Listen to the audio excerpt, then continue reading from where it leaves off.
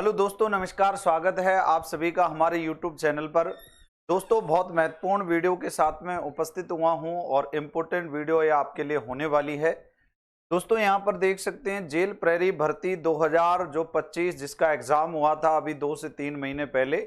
Result का इंतजार विद्यार्थी कर रहे हैं कि सर रिजल्ट कब तक आएगा। तो इन सारे मुद्दों पर यह वीडियो है। एक तो आपके रिजल्ट को लेकर के आपका डाउट क्लियर करना है, नॉर्मलाइजेशन प्रक्रिया क्या रहेगा, क्या रहा पेपर्स का लेवल, कम अंक वाले विद्यार्थियों को क्या करना है और क्या रह सकती है कट ऑफ। तो दोस्तों, अलग अलग कयास हैं कट ऑफ के, तो अलग अलग वीडियो हैं मेरे भी, आप लोग एक दो वीडियो देख सकते हैं अलग यूट्यूब चैनल पर।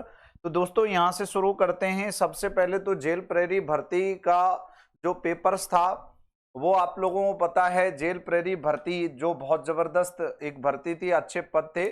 और अगर पदों की बात करें तो अगर पेपर्स की बात करें तो इसमें 2 पेपर्स हुए थे। पेपर्स फर्स्ट शिफ्ट के अंतर्गत और सेकंड पेपर हुआ था एक, यानी कि टोटल पेपर तो एक ही था। तो यानी कि टोटल 2 पारियों में पेपर हुए थे।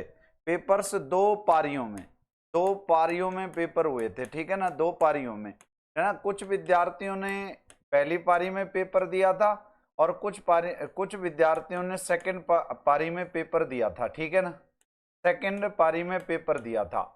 दोस्तों, टोटल 100 क्वेश्चन आपसे पूछे गए थे। 100 प्रश्नों की संख्या 100 थी और टोटल 400 अंक आपको मिलने थे। यानी एक क्वेश्चन जो है वो 4 अंक का आपका था और दूसरी बात 1/4 ही नेगेटिव मार्किंग थी इसमें। यानी कि आप लोग अगर 4 क्वेश्चन गलत करके आते हो तो आपका 1 मार्क कटना तय था। ये तो बात होली पेपर पर। सर बात करते हैं सर रिजल्ट पर। सर रिजल्ट कब तक आना है दोस्तों? अब देखो, ज्यादा बोर्ड इसमें समय नहीं लेगा। हालांकि बोर्ड का कार्यक्रम बहुत व्यस्त है। सितंबर को उसको एक बहुत बड़ी परीक्षा आयोजित करवानी है, जो कर्मचारी चयन बोर्ड आयोग की अब तक सबसे बड़ी भर्ती की परीक्षा, सबसे बड़ी भर्ती उसको आयोजित करवानी है, ठीक है। हालांकि राजस्थान की टोटल ऑल ओवर जो है दूसरी सबसे बड़ी भर्ती है वो रीट के बाद में, रीट 2018 के बाद। लेकिन फॉर्म अप्लाई की संख्या की दृष्टिकोण से सबसे बड़ी भर्ती है कौन सी? चतुर्श्रेणी भर्ती। रिजल्ट मुश्किल से आपको 1 से 1.5 महीने के अंतर्गत आपको रिजल्ट देखने को मिलेगा। यानी आपको लगभग 1 से 1.5 महीने का इंतजार और करना है। 1 से 1.5 महीने का इंतजार और आपको करना है।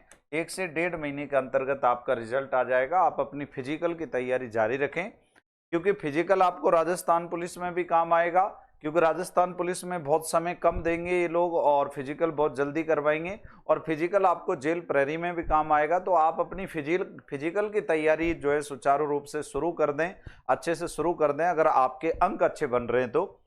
दूसरा, नॉर्मलाइजेशन प्रक्रिया। नॉर्मलाइजेशन प्रक्रिया का तो ये हाल था कि भाई पशु परिचर भर्ती थी, उसमें 25 से 30 अंक विद्यार्थियों के ज्यादा हो गए थे, जिनके कम आ रहे थे, और जिनके ज्यादा आ रहे थे उनके कम हो गए थे। यहां तक कि कुछ विद्यार्थी तो ऐसे थे जिनके 150 में से 150 अंक हो गए थे। तो दोस्तों, नॉर्मलाइजेशन प्रक्रिया पर बोर्ड अध्यक्ष ने अभी जो है स्पष्ट कर दिया है, बोर्ड अध्यक्ष ने स्पष्ट कह दिया है कि नॉर्मलाइजेशन प्रक्रिया में सुधार होगा। तो आप निश्चिंत रहें, निश्चित तौर पर सुधार किया जाएगा इसमें नॉर्मलाइजेशन प्रक्रिया में। ऐसा बोर्ड की तरफ से एक नोटिफिकेशन भी आ चुका है, बोर्ड की तरफ से जो है ऐसी एक सूचना भी आ चुकी है। एक क्या रहा पेपर्स का लेवल? 2 पेपर्स रहे थे बेटा, और 2 पेपर्स में से कुछ विद्यार्थी तो बता रहे थे सर सेकंड पेपर हार्ड था, कुछ विद्यार्थी कह रहे थे कि सर फर्स्ट पेपर हार्ड था। काफी सारे यूट्यूब चैनल भी अलग अलग कयास लगा रहे हैं कि भाई, तो ये स्पष्ट नहीं कहा जा सकता जब तक कि बोर्ड का ओरिजिनल जो है रिजल्ट नहीं आएगा, जब तक कि बोर्ड की प्रतिक्रिया नहीं आएगी तब तक ये नहीं कह सकते कि फर्स्ट पेपर हार्ड था कि सेकंड पेपर हार्ड था। काफी सारे विद्यार्थियों ने एग्जाम दिया था। निश्चित तौर पर अपने जो एग्जाम देते हैं वो अपन को हार्ड ही लगता है। सरल आज तक पेपर किसी को लगा भी नहीं, और ना ही इतिहास में ऐसा होगा, और पूरे में पूरे अंक किसी के आ भी नहीं सकते। बहुत ही कम ऐसा रेयर केस में होता है। कम अंक वाले विद्यार्थी क्या करेंगे? जिनको लग रहा है कि हमारे अंक बहुत कम है, हमारा हो सकता है कि सिलेक्शन हो या ना हो, तो ऐसे विद्यार्थियों से मैं यही कहना चाहूंगा कि वे विद्यार्थी चतुर्थ श्रेणी की तैयारी या राजस्थान पुलिस की तैयारी अपनी अगर सीईटी क्लियर हो चुकी है तो राजस्थान पुलिस की तैयारी में जो है पूरा जोर लगा दें। पटवार अगर आप ग्रेजुएशन लेवल की सीईटी से क्लियर हैं तो पटवार और वीडियो की वैकेंसी भी आपके लिए एक अच्छा ऑप्शन हो सकती है। लैब असिस्टेंट भी आपके लिए एक अच्छा ऑप्शन हो सकती है। तो दोस्तों आप लोग अदर वैकेंसी की अगर तैयारी करते हो तो ये देख लें कि आपने गलती कौन सी की थी पिछली भर्ती में और अब इस भर्ती में ये गलती नहीं करनी है। आगे क्या रह सकती है कट ऑफ? कट ऑफ के अलग अलग कयास है। मैं तो केवल एक संशोधित कट ऑफ, एक अनुमानित कट ऑफ बता रहा हूं। ये केवल अनुमानित है ना, अनुमानित कट ऑफ। मैं तो अनुमानित कट ऑफ बता रहा हूं दोस्तों, अनुमानित कट ऑफ बता रहा हूं, केवल अनुमानित कट ऑफ है ना। हालांकि इस प्रकार की वीडियो मैं पहले बना चुका हूं। तो यहां पर आप देख सकते हैं जनरल है, फिर उसके बाद में ईडब्ल्यूएस है, उसके बाद ओबीसी, उसके बाद एमबीसी, उसके बाद में बात करेंगे तो एससी और एसटी और फिर टीएसपी। टीएसपी क्षेत्र के लिए भी आप लोग ध्यान रखना। अब देखो यहां पर बात करें तो इसमें भी देखो मेल हो गया, फीमेल हो गया, मेल फीमेल हो गई, इसमें भी मेल और फीमेल हो गई, ठीक है ना, मेल और फीमेल हो गई, मेल और फीमेल।